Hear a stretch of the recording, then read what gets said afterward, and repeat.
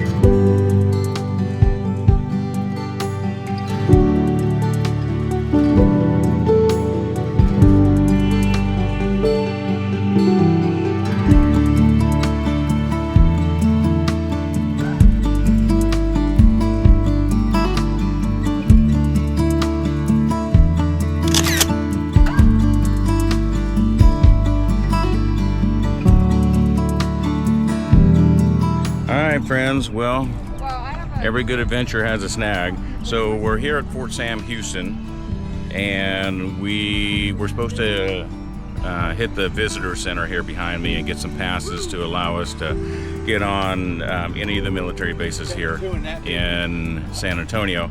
But the visitor center over at Lackland is open 24/7, but the one here is not open on Saturdays and Sundays.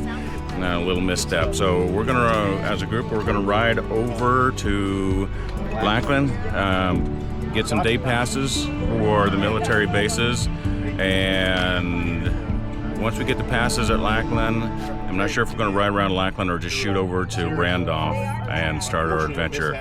But come along and find out. Let's go.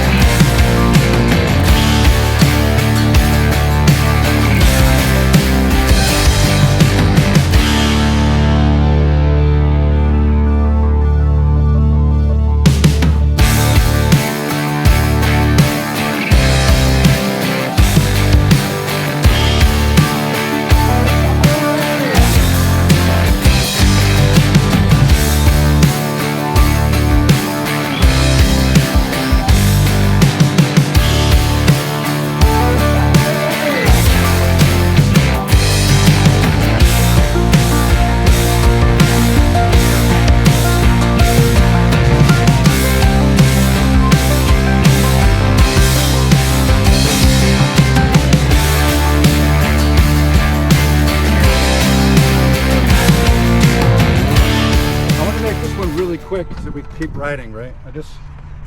You got a B-17 Flying Fortress over there. That's what bombed the shit out of Europe, but they lost so many people doing that in Europe. Right here you have the B-29. That dropped the atomic bomb on Hiroshima and Nagasaki. Not that plane exactly, but that's what that airplane was.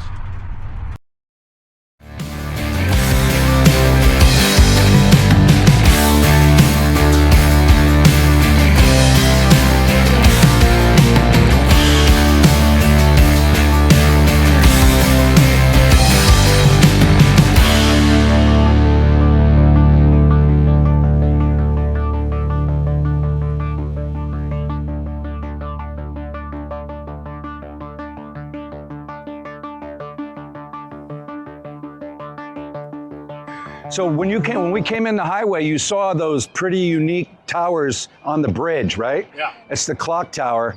We can't see it from this angle, but you probably saw it as we drove around the building. The clock tower is, they say, where they held Geronimo when they captured him out west, right? So this whole fort was established after the Alamo. The Army used to occupy the Alamo.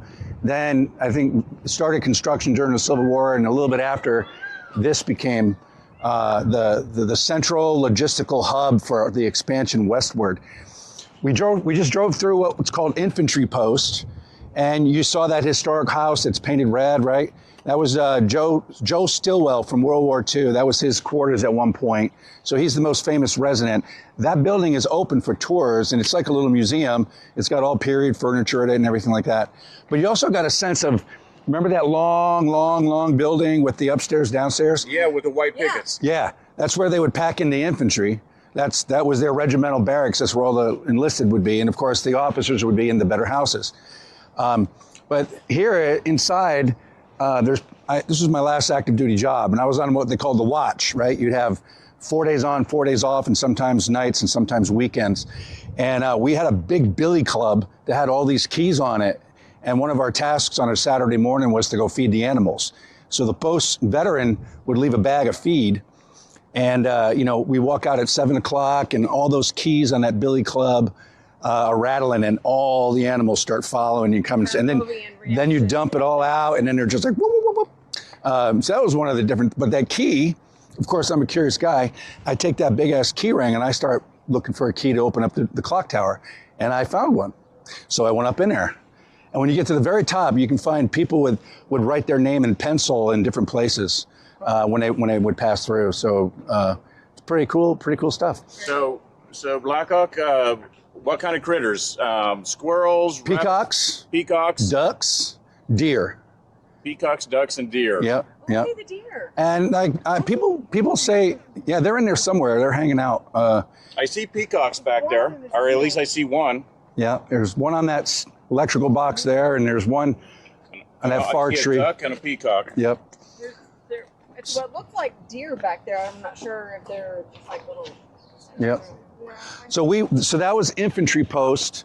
That's where they kept the infantry, and then the other part of the base was the artillery post. So when we leave here, we're going to drive past first the generals, where all the general officers live, really beautiful homes. Then we'll go out to artillery post. And then our last stop on this base is going to be where the first military flight took place. So a young Captain Douglas MacArthur was camped out with his troops when one of the birds kind of crashed nearby or buzzed the tents. And basically the aero squadron got booted off of here. So they formed Kelly Field in 1917. So they were flying here from 1910 to 1917. So we'll stop at the marker where that first flight took place. And then our last stop on Fort Sam is going to be the National Cemetery. So, very cool. Hoorah. Hoorah. I don't know. You know what's funny is any place he ever lived or slept overnight, they call it the Eisenhower House now, you know? Like on the Newport Naval Station in Newport, there's a house where he spent the night, and they call it... That's a legacy. Yeah. Now it's the Eisenhower House. Now it has to forever be maintained. And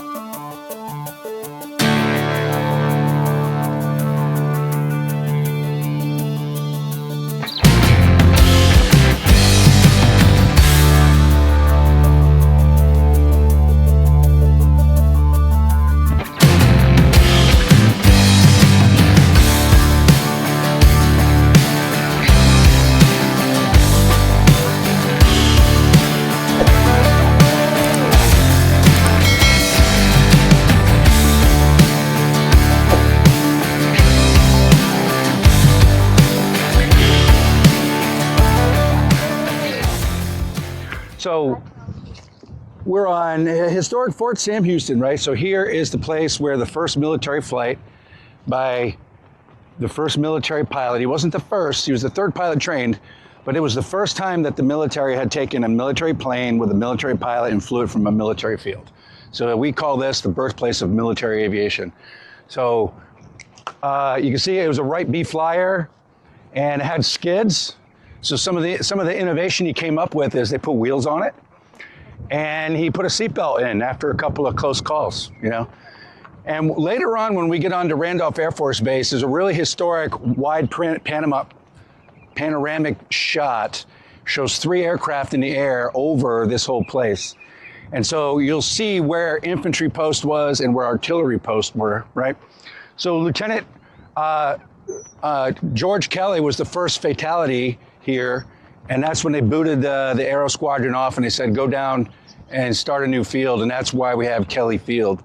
So yeah, this is where it all happened, and San Antonio is the center of all this. And the most significant thing to talk about, where we're gonna go next was, Randolph was opened in 1930, and it was nicknamed the West Point of the Air, because they followed a curriculum that was as strict as West Point, Annapolis. And so, you know, now you had your third element of warfare, sea, land, and air. And so this place has become the birthplace of military aviation. But air power after World War II, we have enjoyed air supremacy in all theaters. As an Army guy, that's a huge blessing. You get pummeled if you don't have air superiority. Yeah, one of the stops we'll have later today, you'll get a real feel of that whole story of air supremacy. Any questions, comments, critiques? Everybody sweaty, feeling good?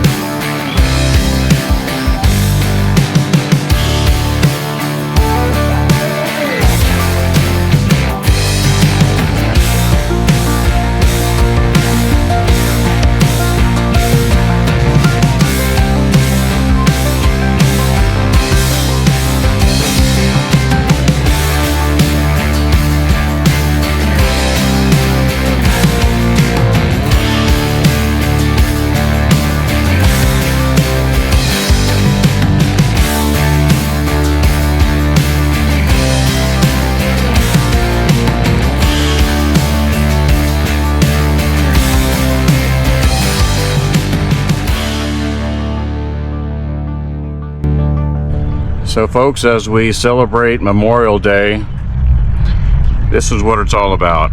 It's not hot dogs and hamburgers and a day at the beach. I realize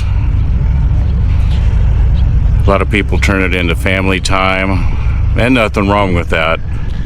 But while you're with your family and you're enjoying the weekend, remember why we have this holiday. A lot have served, and some people here in the cemetery gave the ultimate sacrifice. We owe these people a lot. This country is such a wonderful place, and so many liberties and so many freedoms that wouldn't be possible if it wasn't for these people who signed on the dotted line to serve, to don the uniform of the most powerful fighting force ever to walk the planet, and to make the ultimate sacrifice. This weekend, we honor them.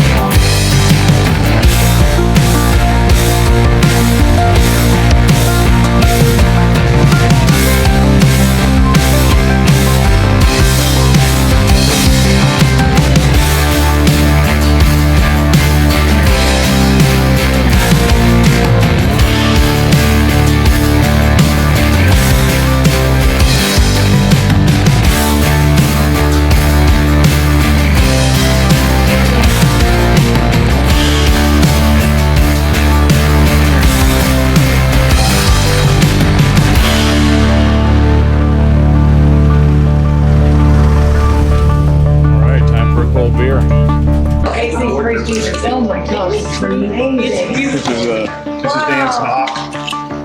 Yeah, this is so Non-official film. There we go.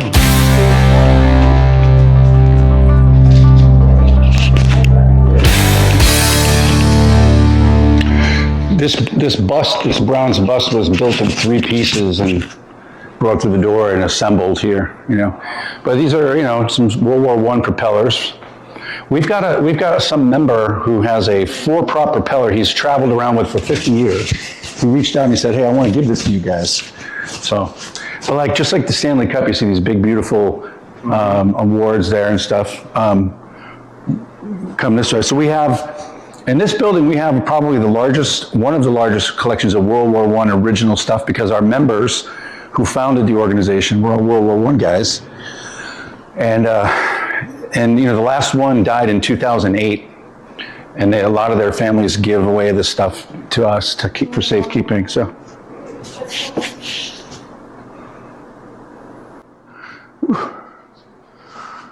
The first line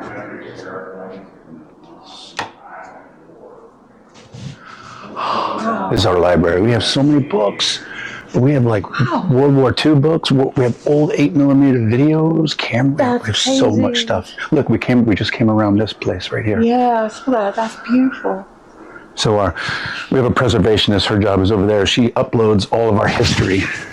This is the whole history of the organization, those green books there. Wow. So every time they would have a meeting each quarter, and they would have their notes and their discussions and their minutes, it all got bound and recorded and stored, and now we're basically digitizing it. You know what's crazy? This is like the old school label maker that's raised. Yeah. Yeah, then, you know, then we got all high speed in 1988. You know, we didn't do it that way anymore. But so I've filmed a few podcast episodes right in the front area there. So the most notable one I've just finished up was, where'd it go? Where's her book? So what's your podcast about? Oh, we just interview our members. So Eileen Collins, the first space shuttle pilot and female commander. So that's Kelly Field up there, which is pretty cool. I remember when we were at Fort Sam, come on this side of this wall here, and you can see Fort Sam Houston where we were. So here's 1, 2, 3 airplanes in the air. And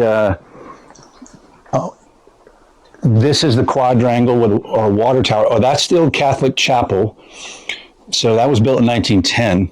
So that makes this, the quadrangle is somewhere over here out of this picture. But this would be that long runway. What does it say? But artillery post and infantry post. Anyway, that's what it looked like. No air conditioning back in the day. The day. Back when men were men.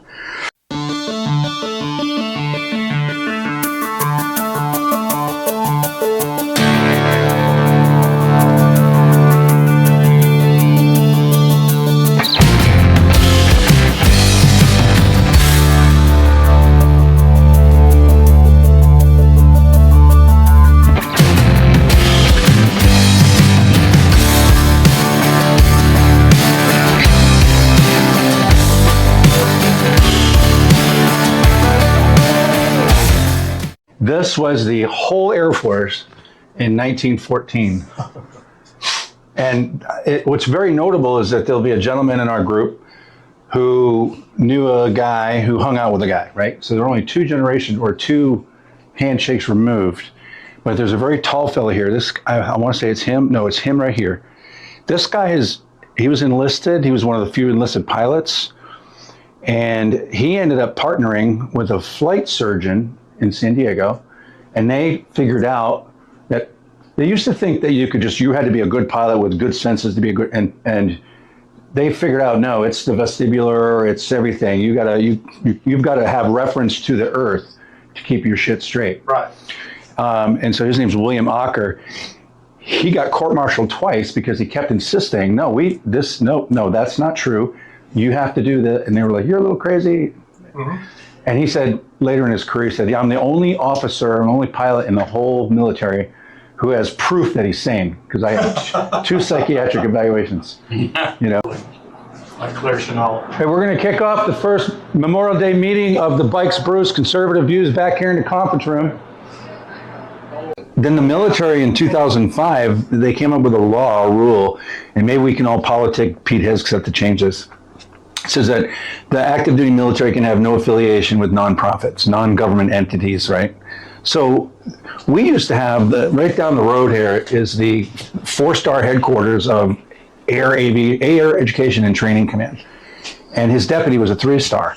So that anytime a new deputy rolled into town and was getting ready to take his job and everything, your additional duty is over there with the Dedalians, and you're going to be the deputy commander of the Dedalians. So we would have a retired 4-star and an active duty 3-star. So, we want to, yeah, let's go to and the club, it was not even open today, or the club isn't even open on Saturdays, but the club is, so play hard, party hard, right? The tower call sign when you're flying in here is called Hangover Tower. Okay. And then you transition your radio over to the ground control frequency and you go to parking. It's Hangover Ground. It's got that nickname because it's in the middle of the country here, and if you're in Mississippi or you're out in Nevada and you're a new rookie pilot or whatever, and you take a cross-country training flight, everybody comes back to San Antonio and they party in that club down there. It's notorious. But the whole culture, the Cold War hit, the internet showed up, and then that 2005 law, and the whole culture of the military just got kind of safe and conservative and cold. Yeah. Just kind of, so. But every Air Force hangar has its own bar, but that's their safe space now. They have their fun there. They have one, and then they're done. And nobody goes to the club on a Friday afternoon where all the units would go, and they would muck it up and have a good time. It doesn't happen anymore. Too sanitary. Yeah. That's why I recruited the Bikes, Brews, and Conservative Views to get after the morale of this base. Yep. That is your charge.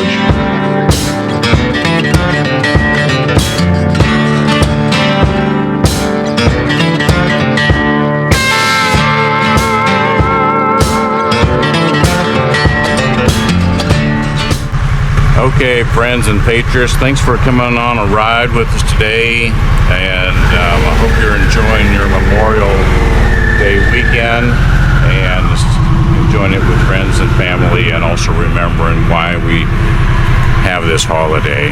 And so until we see you again, stay safe.